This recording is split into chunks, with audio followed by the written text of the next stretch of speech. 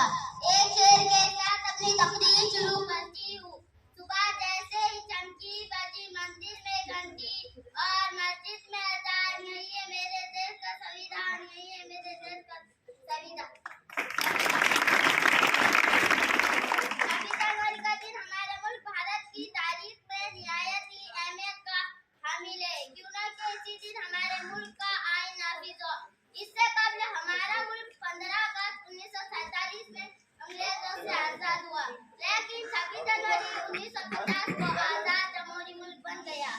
बेशक इस दिन के लिए गांधी जी, मौलाना आजाद, पंडित जवाहरलाल नेहरू, खान अब्दुल गफ्फार खान जैसे अजीम रहनुमाओं की क़यादत में हजारों लाखों बिला इम्तियाज मजहब व मिल्लत आजादी के परचम को बुलंद किया।